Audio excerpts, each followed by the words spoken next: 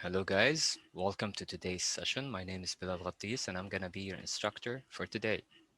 Today we're going to be discussing Reading 6 Time Value of Money, which is part of Quantitative Methods in the CFA Level 1 program.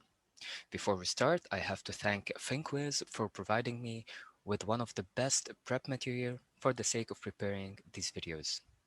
So let's get into it, guys.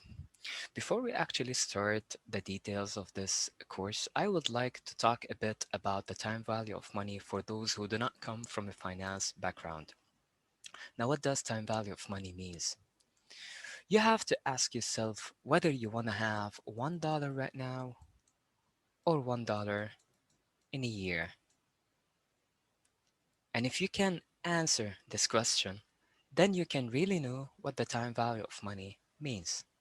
For any rational person, he would rather have $1 right now than $1 in a year because he can do whatever he wants and he can invest that $1 to try to make it more than $1 in a year from now.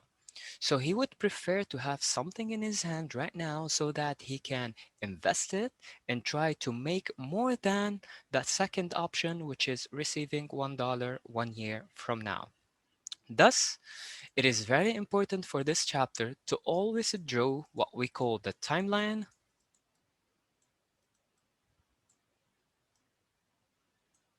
right?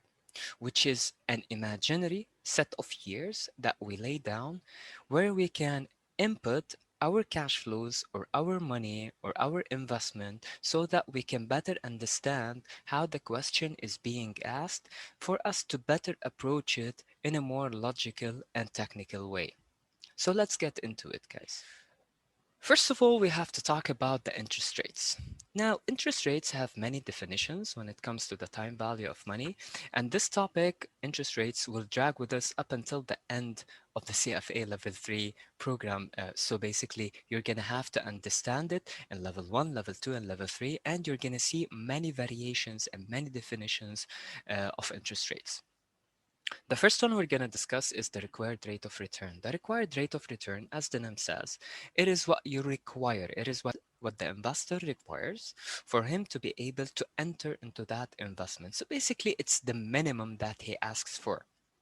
So, as a minimum, he would like to have 10%, but that doesn't mean that this is his ambition, this is his expectation. So, you have to differentiate between what we call a required rate of return versus an expected return. Unexpected is what he desires, what he's aiming for. A required is a minimum. A discount rate is the rate that we use to set any cash flow that we get in the future for us to know what is the value of that cash flow right now. So basically, if someone promises us to give us $100 in 1 year, we use the discount rate to know how much is the value of that $100 right now. So basically, if we go to the whiteboard, this is how it looks like. Someone promised me the $100 next year. However, for me to evaluate how much it is worth today, I use what I call the discount rate. So, for me to be able to know how much is $100 today, I do the following. I get the amount, which is $100. I discount it by 1 plus the discount rate to the power of the period itself. So if we're talking in year 1, then 1 should be set over here. So basically, we're going to have $100 divided by, let's say, 1.05 to the power 1. And as you can tell, the amount right now will be less than the amount that someone promised to give us in the future. So whenever you are discounting, you should expect to get a lower amount than the amount promised or amount expected to be received in the future, because basically what we're doing, mathematically speaking, is we're putting the cash flow and we're dividing with 1 plus a certain interest rate. And as the interest rate go up, as the denominator in total will go up, thus the whole answer will go down, because as the denominator goes up, the answer should, mathematically speaking, go down. A simple example, if you divide 10 by 5 and 10 by 2, the answer here is 2, the answer here is 5, and as the denominator increased, you can see that the answer has actually went down from 5 to 2. So this is what we mean by the discount rate. As for the opportunity cost, it is what we call what we're foregoing for the sake of getting the certain investment that we decided to go for. So basically, if I ask you, you have a certain investment opportunity where you can put $100 in this fund and you're gonna get 5% annually. Now, if you decide to do that, you might be foregoing an opportunity to put your money in the bank and get a certain rate on the saving account that you have. So what you have forgone, which is the opportunity to put your money in the bank and the rate that they offered you in the bank, is what we call the opportunity cost. So basically, it is the second best option, or it is the option that you have put aside for the sake of going for the main option that you have actually made up your mind on. So in real life, guys, and I believe you have taken that in the economics section, but let's do some kind of review on the topic and try to relate it to finance. Whenever we are trying to interpret numbers, we know that all the numbers that are in the market are based on nominal factors, which means that most of the numbers are there have the inflation figure impounded within, whether we're talking about the price or we're talking about the cash flow. Thus, whenever we're trying to use a discount rate, it would be better to use the nominal discount rate to have some kind of parallel structure between what we have in terms of the figures and the rate that we're using. So, you know that if you guys have decided to invest in a risk-free investment, which is basically an investment with no risk. And we can relate to that by talking about the T-bills, the US T-bills. No rate because risk-free rate, because basically, guys, we call them risk-free rate because there has never been a history of default on the T-bills. Thus, it is called a risk-free investment. So, as you know, guys, if we are deciding or if we decide to invest in a risk-free investment, it means that the rate that we get, so this is the risk and this is the return, because everything in finance is risk and return. If you're going for a risk-free investment, it means that the risk level is low. So basically, the return that you should expect is relatively low compared to others. However, as you increase the level of risk of the investment that you decide to go for, as you should expect to get a higher return. And please focus on the word expect, because there's nothing that can guarantee for you that you're going to get a higher return because you went for a riskier investment.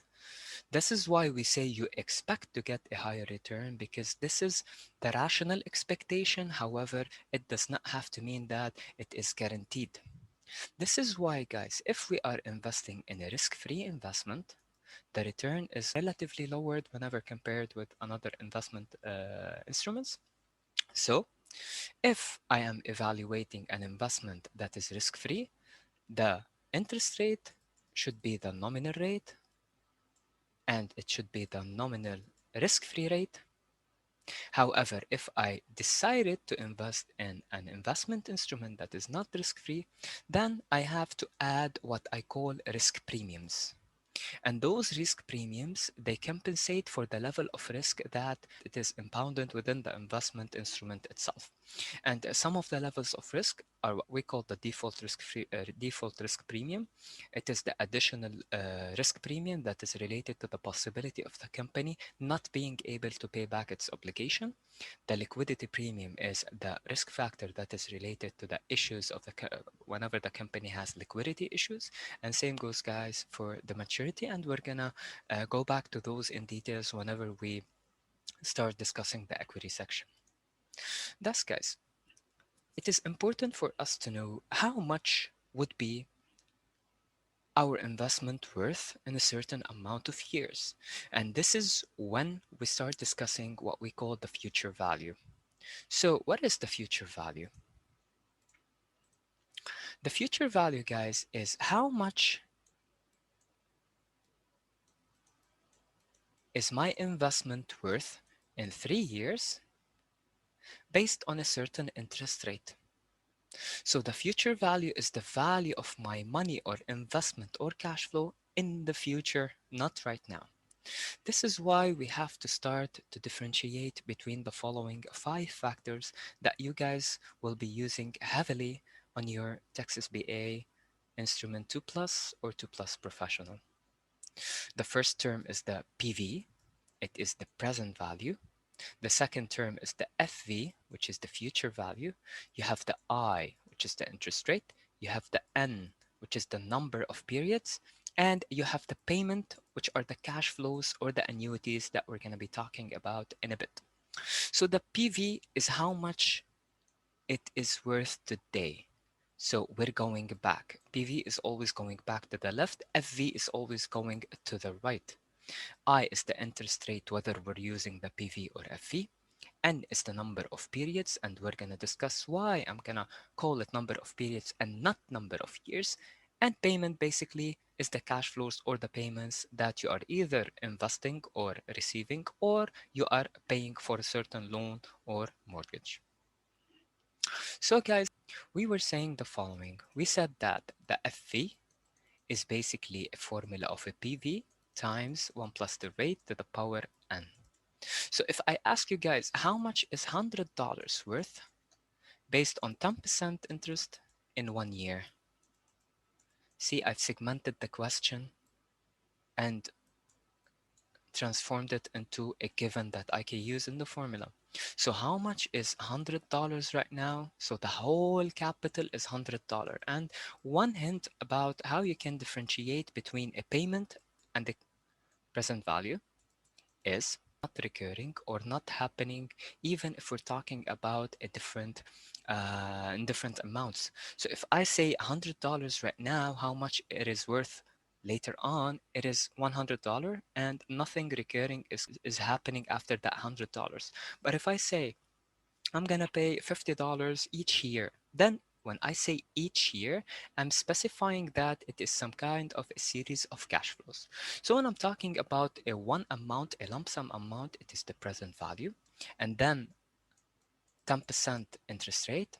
So this 10% interest rate goes into the R, and the period is for 1 year. So I can say that it is 100 times 1 plus 1.1 to the power 1. So basically we're talking about $110. This is the simplest way of looking at the future value without having any complications yet. So let's say that the investor decides to extend his investment period for an additional year. So instead of 1 year, he wants to do it for 1 more year. What can we do? This can be done in 2 ways, guys. And this is the rationale behind it. So this is 0, this is 1, and this is 2. If I put $100 here, we agreed that it can be 110 over here. Now he decided to extend it even further for 1 more year. Or how much would that be? So we can do the following. We apply the same formula. It is the $110 times 1 plus 0.1 to the power 1 because it's one additional year. Or we can easily do it in a one-step approach, which is $100 times 1 plus 0.1 to the power 2. So what we've done over here is we've extended the period in a single step by using the 2 as the period, and we've applied the interest rate all over for the whole period, and we should get the same answer, and the answer should be, guys, $121. Now, do not forget that whenever you're using the Texas BA2 Plus instrument, you should set your calculator to 4 digits after the decimal. So guys, we say that the more the interest rate is, the more the future value is, the more the number of periods is, the greater the future value will be. So, and this is logical because mathematically speaking, guys, if we look at the formula itself,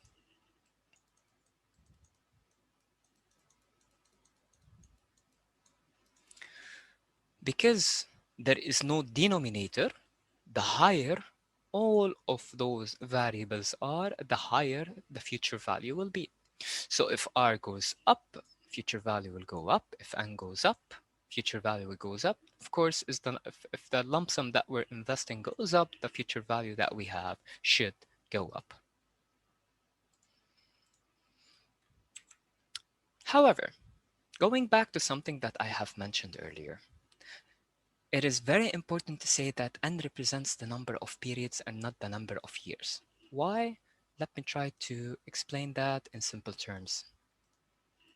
So imagine that we have this time horizon. This is 0, this is 1, so this is basically 1 year. However, the investment that you want to invest in promises you of semi-annual payments. So sometimes you go to the bank and the bank offers you monthly rates.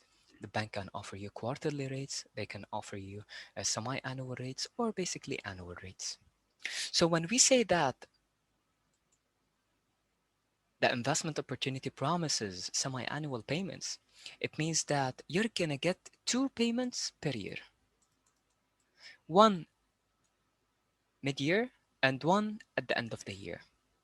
So if I want to split my rationale and split my way of thinking, I would say that there are two stages per year for my investment. The first stage, I'm gonna get the first payment, and the second stage, I'm gonna get the second payment. So now I would rather look at a year in a perspective of periods because each period represents an important event for me. And each period represents an event where I will get a certain cash inflow.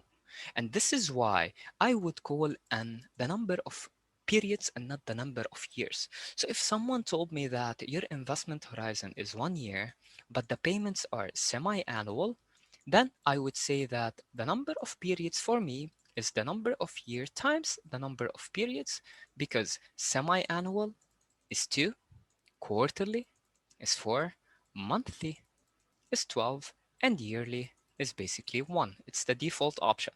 So we're gonna have 2 as number of periods. Okay? Now, why is that important for me?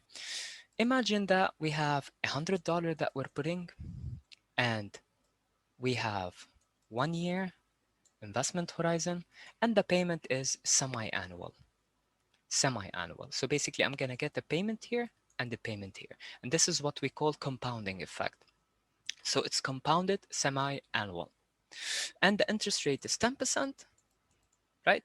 However, when they tell us in the given that the interest rate is 10%, it means that this interest rate is an annual stated rate. It is stated, it is what is given, what is shown, and what you should use to work your way around the answer of how much you should get. So technically speaking, guys, if this is the annual stated, it means that I'm gonna get 10 over the lifetime, which is 1 year. However, technically speaking, based on periodic and compounding effect, I know that here I'm gonna get a 5% and here I'm gonna get an estimated 5%. Because here I'm gonna have a payment and here I'm gonna have a payment. So let's say that in the first half, I get a 5% of 100, so technically it is $105. However, when I go and move on to the second half, I should get an approximation of 5%, but the 5% will not be applied to the 100 because right now I have 105 in my account. I don't have 100 anymore. I made I made some inflows over here, right? I made some money. So the money has been added, and now the percent that I have will be added to the accumulated balance that I already have. So this is why it is important to differentiate between the number of periods, because the number of periods can affect how much I can make and how much I can generate in terms of money. And we're going to get into the details of that in a bit. So the first thing that we're going to discuss is the frequency of compounding. If you want to know how much you're going to make after a certain period of time, whenever you have a compounding effect, you should use the following formula. The formula says that future value is equal to present value. It's the same formula that we had before. However, just like we have divided the 10 by 2 because it's semi-annual, we're going to do here. So R, which is the stated interest rate, stated annual, divided by the number of periods, which is the m, to the power, instead of having n before, now we're going to multiply n by m, which is also the number of years. So let's see how would that look on the whiteboard. before we said that FV is equal to PV times 1 plus R to the power n. Now when we have a compounding effect, we know that I will go down because it is the interest that I'm getting, and n will go up because it's the number of periods. So basically it's PV times 1 plus R divided by M. M is the number of periods. So number of periods within a year. So basically this is the compounding effect. Okay, so basically if this is quarterly, then it's 4. If this is semi-annual, it is 2. If this is annual, it is 1. And monthly, of course, it is 12. And we're going to put n times m also, and the same applies here when it comes to the m. So a simple example on that would be, we have a bank that offers an interest rate of 8% compounded quarterly. So basically I is 8. Okay, on CD n is 2, and future value and present value is 100. We have the PV is 100 thou. We have interest, it is 8%, and we have n, it is 2. However, it is compounded quarterly. What that means is the following. Whenever we have quarterly compounding, we should divide the I by 4, and multiply the number of years by also the compounding factor, which is 4. So the n will be 8, interest will be 2%, 8 over 4 is 2, PV will remain the same. And for you guys to be able to solve it on the calculator, you should always specify the 5 factors. We said that the 5 factors are PV, FV, payment, N, and I. So let's solve this on the calculator together, guys. What we're going to have is the following. We open our Texas Instrument BA to plus, and we do the following. PV is 100,000. However, you should understand or know by now that whenever I'm putting a PV in my calculator, it should always be negative. So we put 100,000 and we press the plus dash minus sign, and we put it in the PV. Then we put the I is 8 divided by 4 equals 2. Then we press the IY. Then we press n times 4, it is 8, we put it in the n. Because we don't have a payment, we put 0 payment.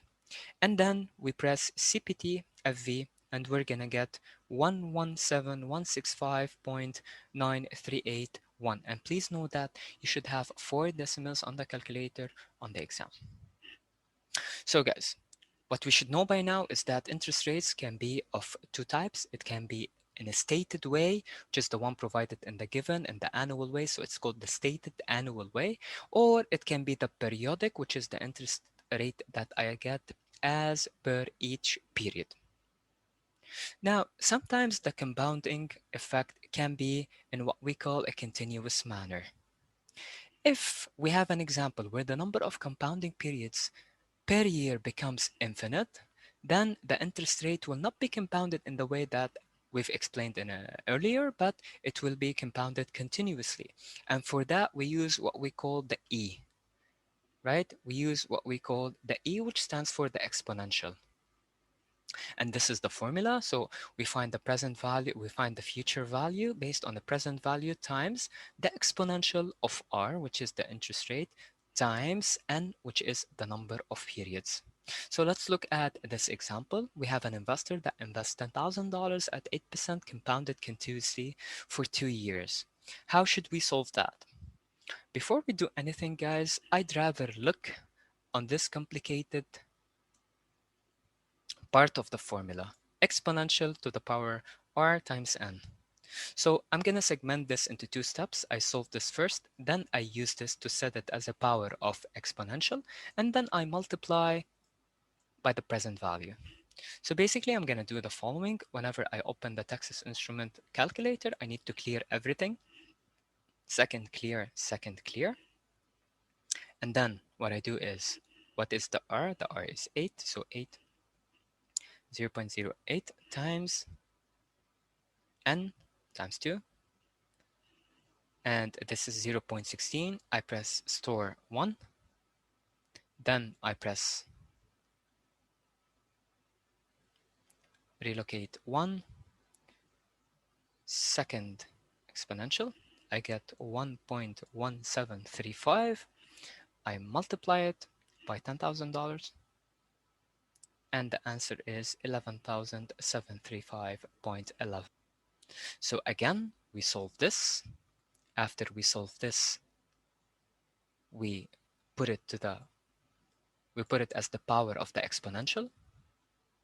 So basically, when we solve r times n, it is 8% times 2, so 0.16. And you have to understand that whenever you're working on the calculator and not working on the n, the I, the PV, the PEMT, the FV, so whenever I'm trying to find present value or future value, I do not put the interest rate as decimal.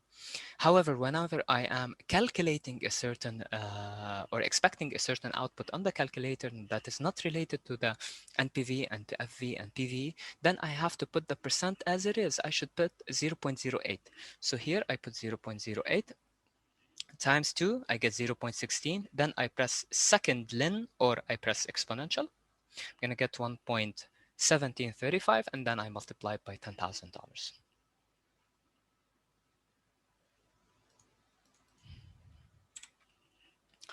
So what we've done right now is we've talked about the stated interest rate, we've talked about the periodic interest rate. However, what you get in reality is not the stated interest rate. It is another interest rate that we call the effective annual rate. So it is what you actually get, because 8% is not what you get. Let me tell you why, guys. So imagine that we have this timeline, and this is 0, 1, and we have semi-annual compounding. We have the $100 and we have the 10%. So basically, if you calculate how much you're gonna get based on the formula that we have learned earlier, we can see the following. We can see that it is 100 times 1 plus the r, which is 0.1, divided by the m, which is 2 because semi-annual, to the power 1 times 2. If we calculate that on the calculator, we're gonna get the following answer. Now, let us do it together. 0.1 divided by 2 equals 0.05 plus 1. We get 1.05 to the power 2. We get 1.1025 times 100. So we get 1110.25. Now, if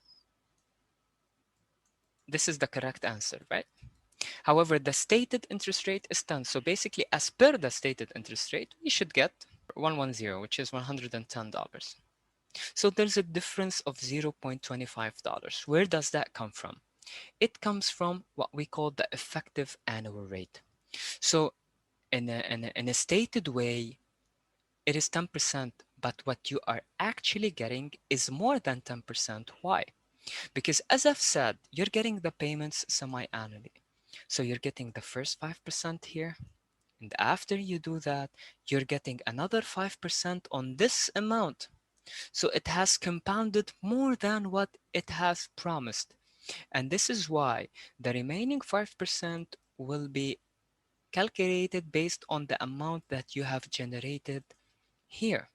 So you're gonna get more than the 10%, and this is what we call the effective annual rate. So to calculate the effective annual rate, you can do the following. It is equal to 1 plus the periodic interest rate to the power m minus 1, or it is also equal to 1 plus the stated annual rate over m to the power m times n minus 1. And if you want to find the periodic interest rate itself, you can get the effective annual rate plus 1 to the power 1 over m. M is the compounding effect always. So if we're talking about quarterly, it's 4, semi-annual, it's 2, etc. So let's do the following example, guys. What is the effective annual rate for the 10% semi-annual investment? So this is the interest, this is the compounding. So basically 1 plus 0.1 divided by semi-annual, it's 2 to the power n, which is number of years, it is 1, times semi-annual 2 minus 1. So basically we start by the division, 0.1 divided by 2 plus 1 power 2 minus 1, 10, 0.1025. So basically 10.25%. So basically, we can say the following, and you should expect this in the CFA exam. In the CFA exam, you should not expect everything to be calculation. Sometimes you have to do calculation, but the question is not pure calculation answer. It can be an analysis of the answer that you have. So you might get one of those questions where they give you three different options, and then they'd be like, pick the correct one. And here the correct one would be an investor would be indifferent between a 10% stated annual rate or a 10% effective annual rate compounded semi-annual. So because the 10% stated rate gives you 10.25 effective annual rate, the investor will be indifferent between both, right? Now, if we're talking about an effective annual rate with a compounding effect and a continuous effect, we're going to have the same formula just like we did before. So the effective annual rate is equal to the exponential to the power r minus 1. As if we're asked to calculate the cost of borrowing in a yearly format, we can calculate what we call the annual percent rate. And the annual percentage rate is basically equal to the percentage interest rate, the periodic interest rate, which is, let's say, if the stated rate is 8 and we have a compounding effect of semi-annual, then the periodic interest rate is 4 times the number of payment periods per year, how many payments you guys are expected to have as an obligation or expected to pay per year. Thus, guys, we move on to discussing the concept of annuity. Now, what is annuity? Annuity is of two types. Annuity represent a series of cash flows that are equal that you expect to pay or to receive within a certain period. So it is a series of cash flows at regular intervals, right? And they have a certain period of time. So basically they are finite, not infinite, they are finite. And the difference between the two types is that you can get a cash flow at the beginning of the year or at the end of the year. So let's take this as an example. Imagine that you've put your money in a certain investment vehicle.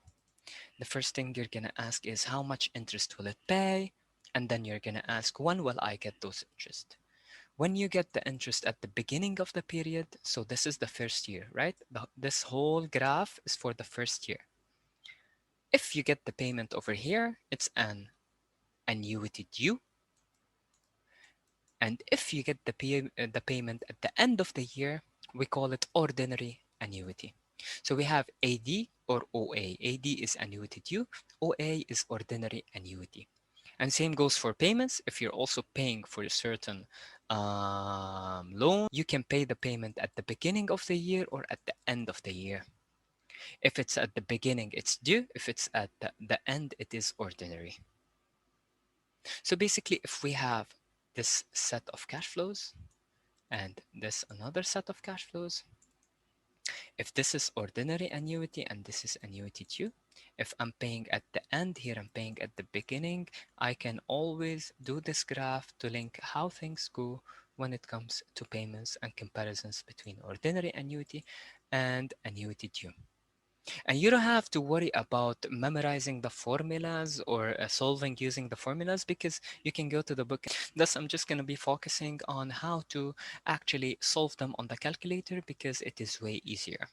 Texas B82 Plus instrument offers you the option to solve ordinary annuities or annuities in general using a few clicks and simple switching between the two different types.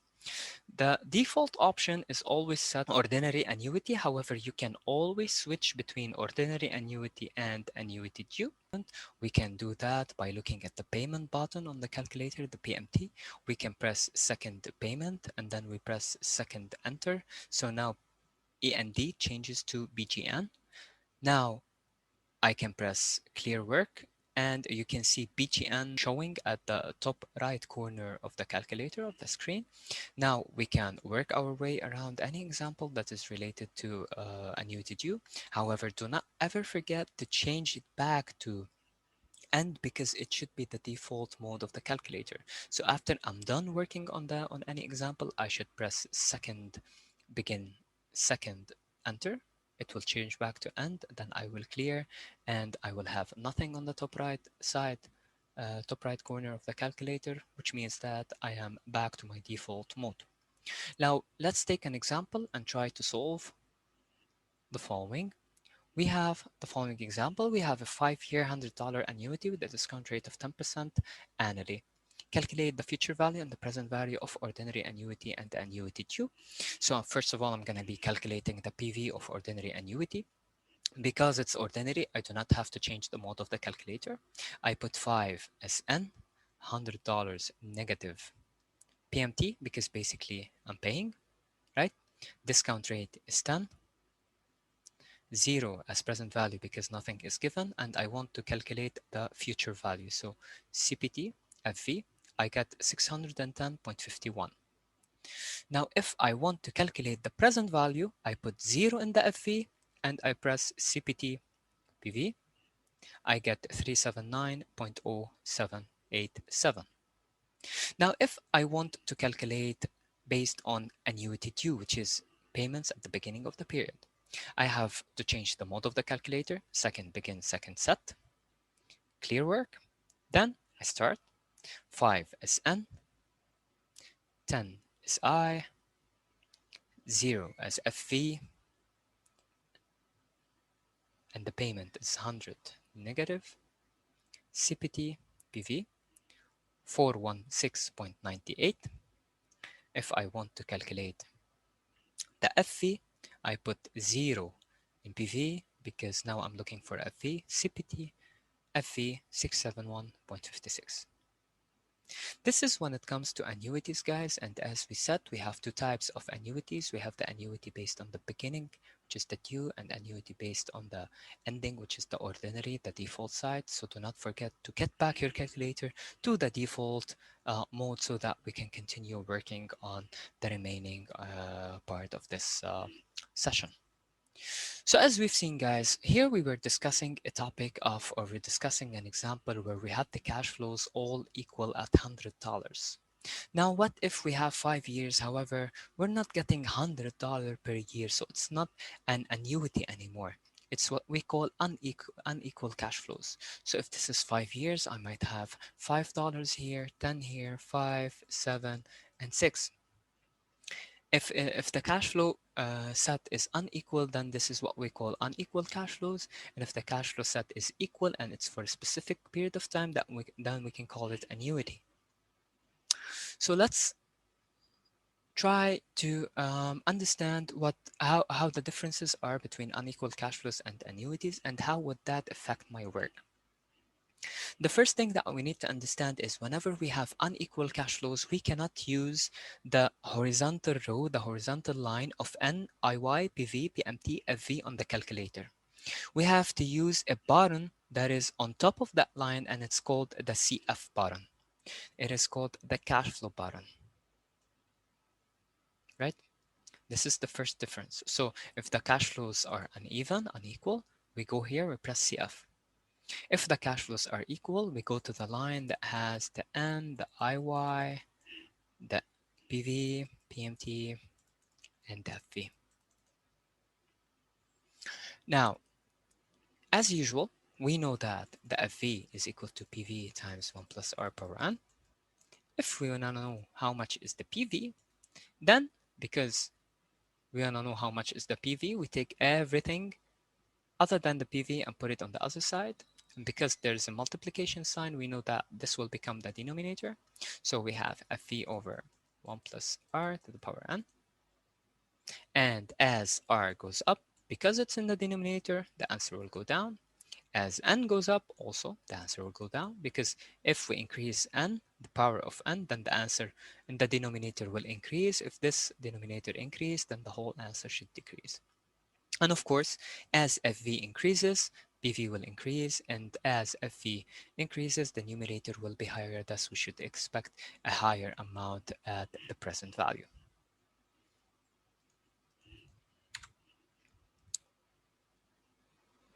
So guys, this is what we have discussed so far. Now we get to the concept of perpetuity. Perpetuity is something very important.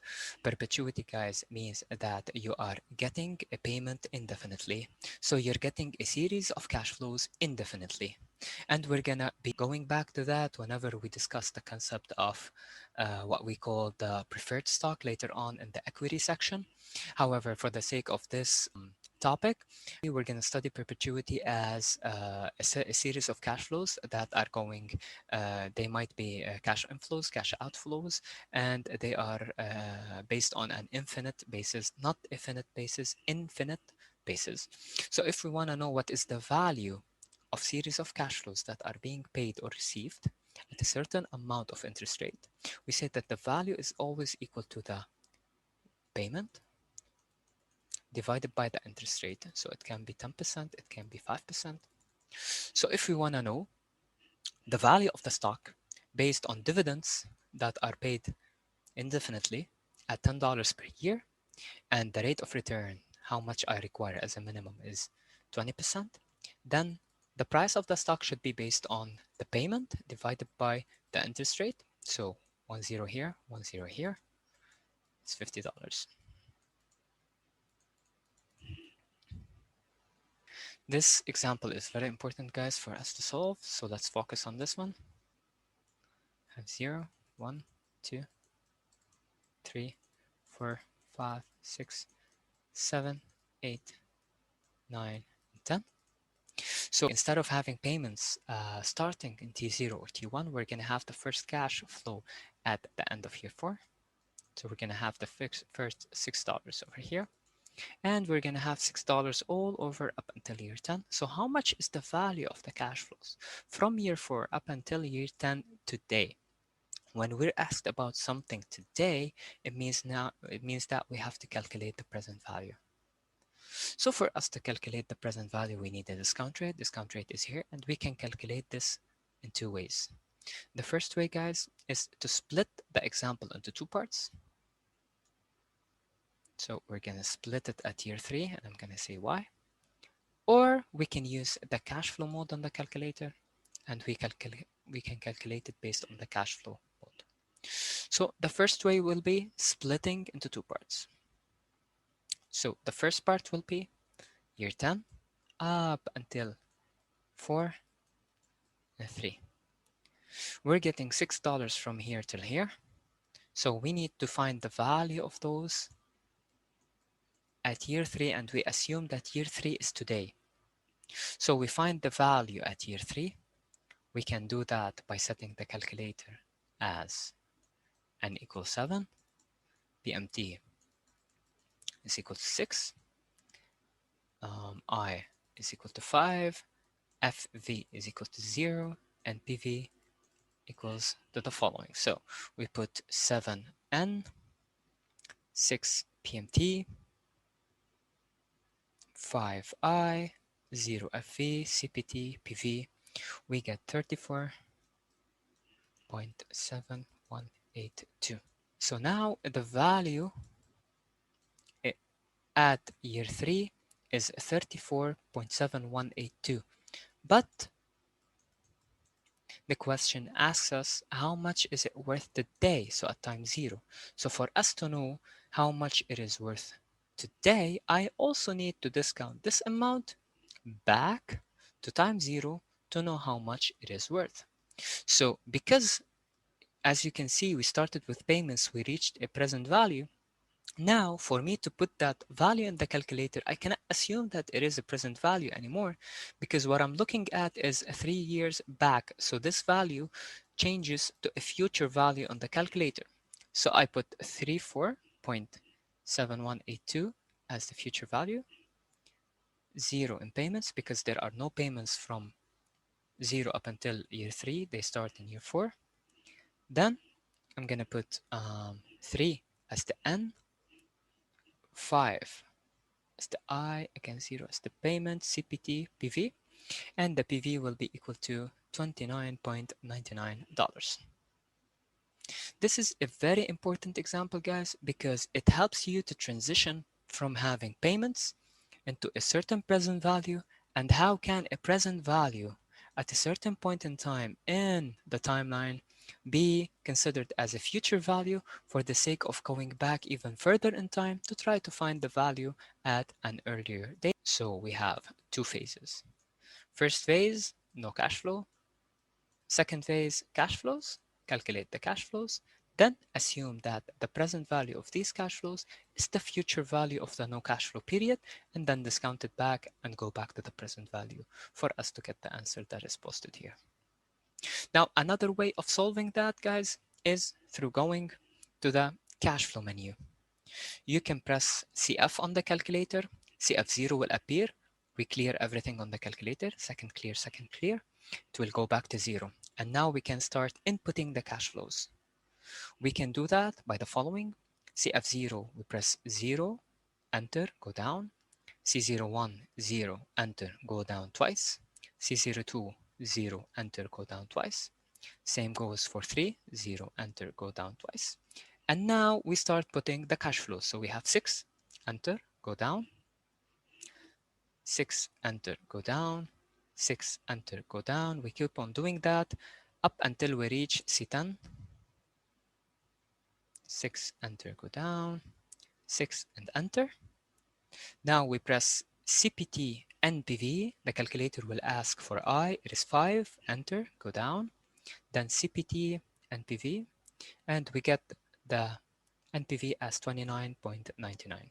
So you guys can pick which method you want to use whenever you're trying to approach such an example. Another example, guys, is an example of a PV of series of unequal cash flows. Let's do that on the calculator because we cannot, as I've said before, we cannot do a series of unequal cash flows on the line, on the horizontal line that says N, I, Y, PV, PMT, and FV. So let's press CF. Again, second clear to clear everything in the memory of the calculator. CF0, there's nothing in year 0. So as we can see, I'm going to draw a timeline for that. 0, 1, 2, 3, 4, and 5. We have 1K here, 2K here, 4K here, 5K here, and 6K here at a rate of 5%.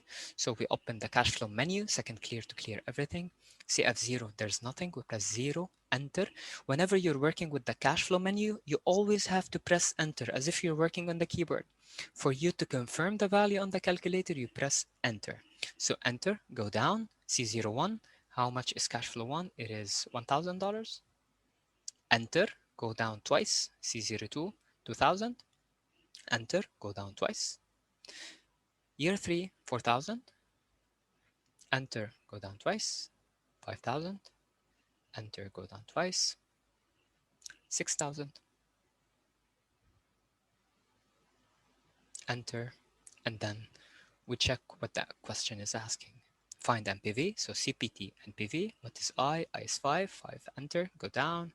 CPT 15036.46.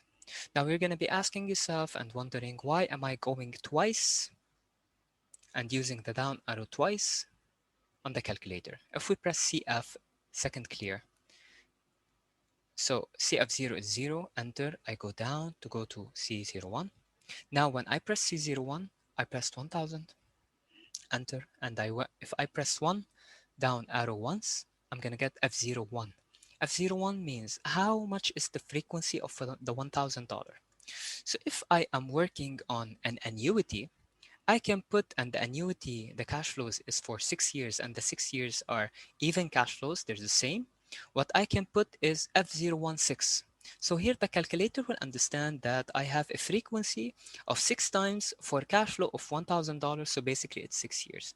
But because I'm working on a series of unequal cash flows, I go twice because the frequency of equal cash flows is not applicable over here because it is called unequal cash flows. Okay, guys, now if we are asked to solve about the number of periods based on a future value and a present value and an R, we can solve it using the following formula. So if we have an example where the future value is $20 million and the present value is $10 million and the discount rate is 7% and they're asked us to calculate N, then what we should apply is the following. First of all, we calculate the PV over FV. So basically it's 20 over 10. So it's 2. And then whenever we have 2 on the calculator, we press ln. Okay, it's to the left side of the number 7. So press 2 ln. We get 0.6931. Then we press store 1. So we stored the answer of the numerator. Now we need to find the denominator, ln 1 plus r. So 1.07 ln 0.0677. I store it in 2. Now for me to find the answer, I press relocate 1 divided by RCL2, and I will get 10.24. So the answer is approximately 10 years. This is very powerful, guys. Make sure to practice on how to store. And then remember what you have stored. So store 1, remember 1, store 1 saves. Remember brings it back to the screen. And this is very important because this is not a scientific calculator where you can put a lot of things right next to one another, just like we have on other calculators. This is a Texas BA2 Plus instrument, so you need to make sure to be very efficient on how you guys can use the store and the RCL function.